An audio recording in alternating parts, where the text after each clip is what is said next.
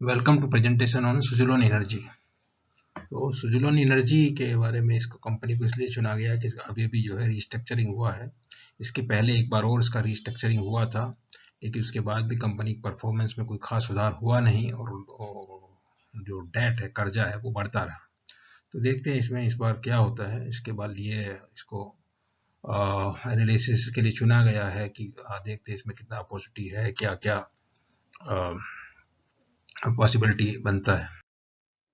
तो इसके 95 में तुलसी तांती ने ये कंपनी की जो है एस्टेब्लिश किया था। तो उस समय इनके पास एक टेक्सटाइल कंपनी होती थी, उसमें जो पावर सप्लाई रेटिक था, तो उसको पावर सप्लाई का कुछ ढूंढते ढूंढते इनको लगा कि नहीं, एक विंड मिल लगा लिया जाए। तो विंड मिल इन्होंने अपने लिए यूज किया। तभी फिर सोचा कि नहीं, बाहर भी वो उसको एक्सपोर्ट भी, पावर दूसरों को भी दे सकते हैं। तो तभी जाके इन्होंने 95 में ये कंपनी बनाई। 2001 में वो विंड मिल टेक्सटाइल बिजनेस बेच दिया और अपना विंड मिल में पूरा ये विंड एनर्जी के फील्ड में पूरा फुल टाइम काम ये अभी तक कर रहे हैं। 2003 में इनको यूएस से ऑर्डर मिला। 2005 के अंदर जो है 510 रुपए के हिसाब से इनका आईपीओ आया। बहुत अच्छा उसका परफॉर्मेंस रहा। 2007 में 8 जनवरी जो पीक था, उस समय जो है वो करीब 2200-2300 रुपए तक गया था। तो अच्छा, कंपनी वर्टिकली इंटीग्रेटेड है और सब कुछ बनाते हैं लोग, उसको इंस्टॉल भी करते हैं, बनाते हैं, टरबाइन बनाते हैं, ब्लेड्स बनाते हैं, जनरेटर, पैनल, टावर सब अपने इन हाउस है।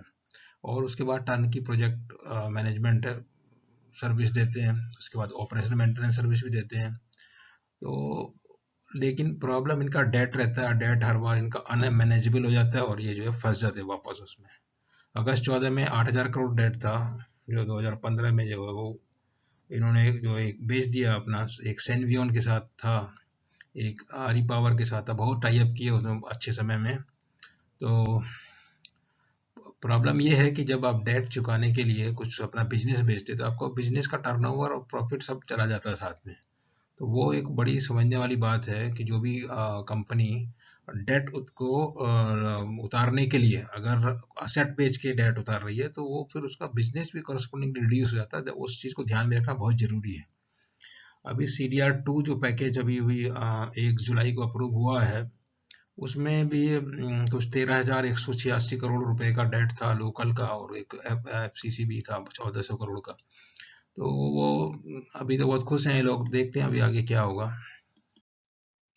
तो पहली वाली जो 23 अप्रैल 2013 को इन्होंने रिस्ट्रक्चरिंग किया था, तो उस समय सब कुछ हो गया। लेकिन अभी देखते हैं उसमें 9,500 करोड़ का जो है पैकेज था, वो 19 बैंकों का था कंसोर्शियम। वही अभी भी कंसोर्शियम चल रहा है, SBI लीड है उसमें। तो उस समय तो जो भी बोला था कि हमारा फोकस रहेगा, नॉर्मलाइजिंग करेंगे, बिजनेस बढ़िया रिजल्ट आएंगे, ट्रांसफॉर्म कर देंगे, सब कुछ करेंगे। लेकिन यही इस तरह के स्टेटमेंट इनका जो CFO थे कीर्ति वगड़िया, और जो तुलसी ताजी जो चेयरमैन है ग्रुप के, वो उनके स्टेटमेंट, बहुत बड़े बड़े स्टेटमेंट आते रहे हैं पिछले 2014, 15, 16, 17, 18, हर साल की एनुअल रिपोर्ट में बहुत बड़ी बड़ी बातें होती हैं और फाइनली जो ग्राउंड पे कुछ नहीं होता है। तो हम सोचते हैं कि उसको चेक करने के लिए इनके फाइनेंशियल्स में थोड़ा एक बार नजर डालते हैं। तो ये 2011, 10-11 से लगा के 14-15 तक के फाइनेंशियल हैं। उनमें देखिए जो इंटरेस्ट है वो 1200 करोड़ से 2000 करोड़ आ गया। और ये 2012-13 का जो फिगर है लाल से दिया हुआ है, उसमें उस साल में 1700 करोड़ था इंटरेस्ट। तो बाद में भी तो अगले साल में 2000 करोड़ है, उसके अगले साल में भी 2000 करोड़ है। तो डेट रिस्ट्रक्चरिंग का क्या फायदा हुआ, हमको को समझ में इसमें आता नहीं है। और जहाँ तक प्रॉफिट और लॉस का सवाल है, तो लॉस तो जो है 1300 करोड़ था 10-11 में, 11-12 में जो है वो 472 करोड़ घट गया, मगर फिर 4000, 4500 करोड़, फिर 3500 करोड़, फिर 9000 करोड़ हो गया ये 14-15 में। इसके आगे का अभी थोड़ा देर में वो भी डिस्कस करते हैं। फिर अभी जो दूसरा वाला जो रिस्ट्रक्चरिंग हुआ, उसका एक साल पहले, मतलब 7 जुलाई 19 को एक ICA जो इंटरक्रेडिट एग्रीमेंट साइन हुआ था, उसके बाद की बातचीत चलती है, चलते चलते चलते 13,185.75 करोड़ का जो इनका आउटस्टैंडिंग डेट जो है वो, उसका रिस्ट्रक्चरिंग अप्रूव हुआ। जो ICA कमेटी ऑफ क्रेडिटर उन्होंने जो बनाई थी, उसमें क्या हुआ है कि और डेट को दो पार्ट में डिवाइड कर दिया गया। एक बोला sustainable debt and unsustainable debt. जो सस्टेनेबल डेट है उसको 9% ब्याज के साथ जो है 3600 करोड़ का डेट जो है 9% ब्याज का रीपेबल इन 10 ईयर्स, मतलब इस साल से लगा के अगले 10 साल में वो रीपेबल होगा 3600 करोड़। तो एक साल का ब्याज करीब 324 करोड़ आता है। तो क्वार्टरली ब्याज जो 81 करोड़ करीब आएगा, जो अभी जो है काफी ज्यादा ब्याज है। तो बड़ी राहत मिलेगी। अब बाकी अगर दूसरे ऑपरेशनल फ्रंट पे अगर इनको मिलता है तो ये ब्याज से बहुत बड़ी राहत मिलेगी। उससे हो सकता है कंपनी में बहुत ज्यादा इंप्रूवमेंट नजर आए देखने के लिए। और जो बाकी का जो डेट है जिसको अनसस्टेनेबल कंसीडर किया गया, उसको दो पार्ट में डिवाइड किया गया। एक सस्टेनरी का डेट है और एक मेन कंपनी का डेट है। मेन कंपनी के डेट को 0.01% ऑप्शनली कन्वर्टेबल डिवेंचर में कन्वर्ट कर दिया, और जो सब्सिडरी कंपनियों के डेट है वो 0.001% कंपल्सरी कन्वर्टेबल प्रीफरेंस शेयर में कन्वर्ट कर दिया, जो कन्वर्ट होंगे या रिडीम होंगे 20 साल के बाद। तो अभी भी जो जैसा पहले जब रिस्ट्रक्चरिंग हुआ था उसके बाद इन्होंने बड़ी बड़ी बातें बोली थी, अभी वही बड़ी बड़ी बातें फिर से जो सुनने में आ रही। ओनली थिंग अभी इनका जो सीएफओ जो थे, जो पेशे से डॉक्टर थे, ऐसे व्यक्ति को इन्होंने सीएफओ रखा हुआ था, वो अभी नहीं है। सीएफओ इनके बदल गए हैं और प्रोफेशनल फाइनेंस के प्रोफेशनल को इन्होंने सीएफओ भी रखा है। तो ये उसके 5 साल के बाद की जो परफॉर्मेंस, उसमें भी फाइनेंस कॉस्ट पे हम ध्यान देते हैं तो आता है कि 1300, 1200, 1500, 1200 और 1300 करोड़, इतना करीब साल का इनका ब्याज का खर्चा रहता है। तो अभी जो रिस्ट्रक्चरिंग हुई है उसके बाद ये ब्याज का खर्चा घट के हो जाएगा 324 करोड़। तो मतलब करीब 1000 करोड़ का यहाँ पे इनको सीधे सीधे फायदा होता है। तो अगर ऑपरेशनली अच्छा किया तो जरूर सस्टेनेबल हो सकता है, और हो सकता है ये लोग इस भंवर से निकल जाएं। अभी जो क्वार्टरली परफॉर्मेंस देखते हैं तो क्वार्टरली में भी करीब आपका ब्याज जो है 400, 300, 400 करोड़ ब्याज आ रहा है। तो 300, 400 करोड़ अगर घट के हो जाएगा 80 करोड़, तो 500 करोड़ की टर्नओवर में भी 80 करोड़ अगर ब्याज रहेगा तो नीचे कुछ नजर आएगा। एक्सपेंडिचर और कंट्रोल करेंगे तो ये जो है लॉस जो है मतलब continuous loss, draining of cash, वो उम्मीद है कुछ खत्म हो सकता है। तो अभी सेक्टर के बारे में जो जानने की अगर कोशिश करते हैं तो इस सेक्टर में जो टॉप 10 कंपनी है उनके नाम ये दिए हुए हैं। वेस्टास है, नंबर 2 पे सुजुलॉन है, दूसरे रीजन पावर टेक है, wind world India limited, Orient green power, ये भी listed company. Orient green power बुरी हालत है। इंडो विंड एनर्जी है, जी विंड, ये जी की कंपनी है, और इनॉक्स विंड है, उसका भी बुरा हाल है कि जमाने में बड़े एकदम छक्के मारते थे स्टॉक्स। और एक ली विंड श्रीराम मैन्युफैक्चर और आरआरबी एनर्जी, ये जो है मिले हमको टॉप 10।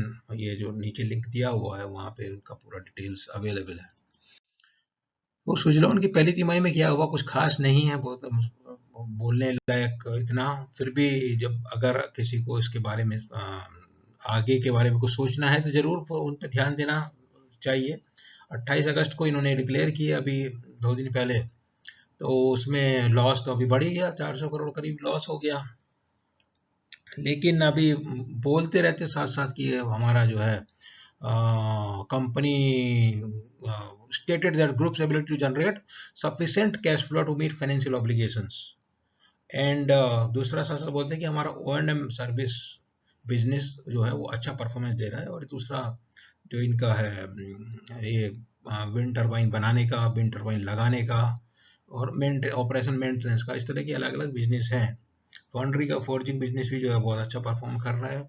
ब्लेड ये लोग खुद बनाते हैं, जनरेटर खुद बनाते हैं। तो ये अभी क्या क्या माइलस्टोन अचीव हुआ, कुमुलेटिव शेयर मार्केट में इनका 34% है, और वो अभी जो अंडर मेंटेनेंस 12.8 गीगावाट की जो विंड टरबाइन इनकी मेंटेनेंस में है, मेंटेनेंस कॉन्ट्रैक्ट के अंडर अंडर में चल रही हैं। इप्टा मार्जिन अभी बोलते 18% है, और 2.8 जो सेकी ने कमीशनिंग का टारगेट दिया था 20% इन्होंने जो है अचीव किया उसको। Q1 की और अपडेट है कि ये सब बंदी के बावजूद जो है कुछ अच्छा परफॉर्मेंस बोलते हैं, हमको तो कुछ नजर नहीं आता। अभी आगे देखते हैं और क्या है। तो मार्जिन क्यों घट गया, primary due to low volume, gross profit 437 crore से 356 करोड़ आ गया, मगर मार्जिन बताते ज्यादा हो गया, 52% की वजह 69% हो गया। और इप्टा जो है, इप्टा में भी मार्जिन बोलते हैं 4.9 से 17.7% हो गया। लेकिन नेट लेवल पे 329 का 32384।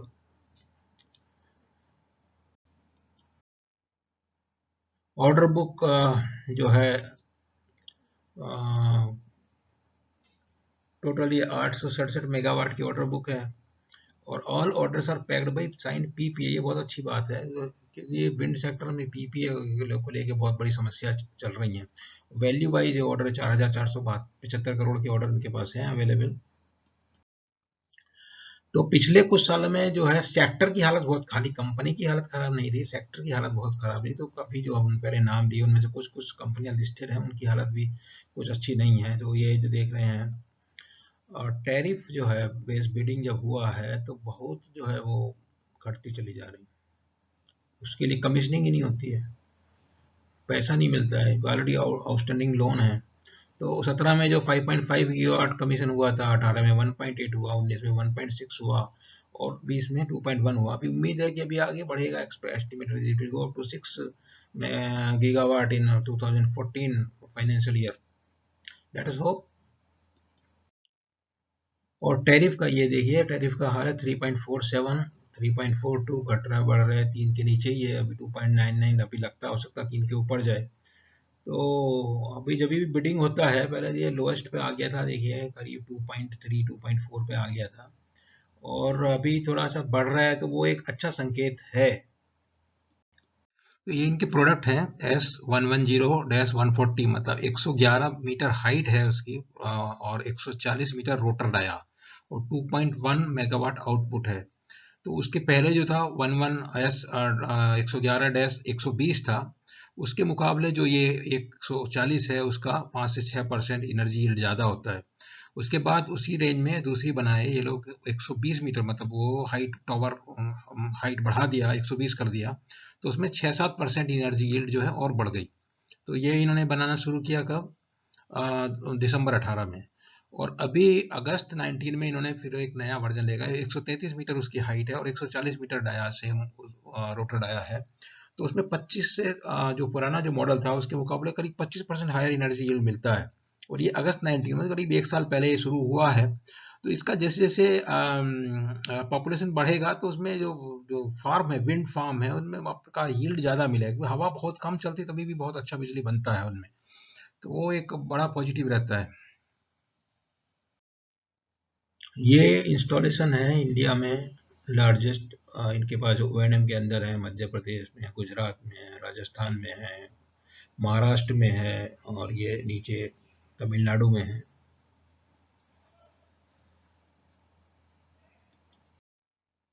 वर्ल्ड वाइड आल्सो प्रेजेंस है इनका, north America, south Africa, Europe, Australia, Asia, सभी जगह मौजूद है।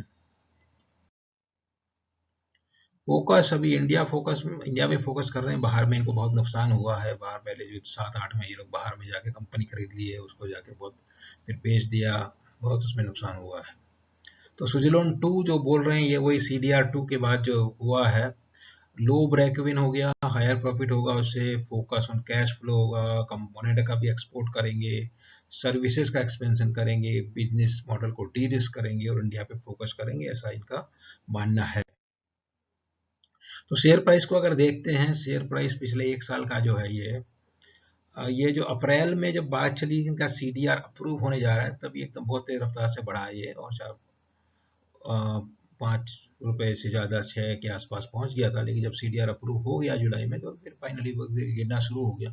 अभी कुछ 3150 करोड़ मार्केट कैप है, और जो अभी बिजनेस का लेवल है उसके लिए वो ठीक है, बहुत ज़्यादा बहुत कोई गुंजाइश नहीं है। ओनली थिंग, अगर वो टर्न अराउंड होगा और ये प्रॉफिट बना पाएंगे नेट लेवल पर, तभी जो है उसमें कुछ इंटरेस्ट आएगा मार्केट में इंटरेस्ट आएगा तो अच्छा वैल्यूएशन मिलेगा। तो अभी देखना यही है कि प्रमोटर का ट्रैक रिकॉर्ड कुछ अच्छा नहीं है, पिछले 10-12 साल से यही बिल्कुल 2008 से कुछ कुछ दिखाया नहीं, डूबता डूबता जा रहा है। और अभी जो जैसे देखा टैरिफ का, देखा टैरिफ में थोड़ा इम्प्रूवमेंट हो रहा है, पीपीए अभी साइन हो रहे हैं, बहुत कंसर्न है कि क्लीन एनर्जी का जो प्रयोग होना चाहिए, जो भी है पीपीए के चक्कर में पड़ी ना रहे, या प्रोजेक्ट कोई बनाए ही नहीं, और कोई सी प्रोजेक्ट को बैंक फाइनेंस नहीं मिलता, पीपीए नहीं है तो देगा नहीं, कोई पैसा क्यों देगा। तो इस तरह से ये पूरा जो इनका, जब इसे लिस्टिंग हुआ था 2005 में, तो 2000 इसमें बहुत ऊपर ही गया था, बहुत 2200-2400 जो बताया था।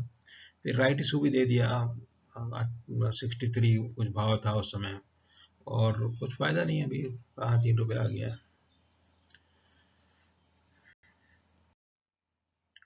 तो ये सुजलॉन के बारे में जानकारी है, आपसे शेयर किया। उम्मीद है आपको अच्छा लगा होगा। आप और इसमें देखिए, अपॉर्चुनिटी का वेट कीजिए। अभी ये तो Q1 का रिजल्ट आया है, Q2 का रिजल्ट आने में हो सकता है 1-1.5 महीना हो, उस बीच में अगर कुछ डाउन होगा तो वो हो सकता है मौका हो। अगर पता नहीं, प्रमोटर अगर सुधर जाए, क्योंकि खाली प्रमोटर का दोष नहीं है, सेक्टर में भी ऐसी समस्या आई है, और बाकी कुछ गलत बिजनेस डिसीजन हुए जिसकी वजह से कंपनी बहुत सफ़र किया है। तो अगर निकल जाए तो अच्छा मुनाफा हो सकता है। वीडियो अच्छा लगा तो आप जो है इसको लाइक कीजिए और चैनल को सब्सक्राइब कीजिए। Thank you.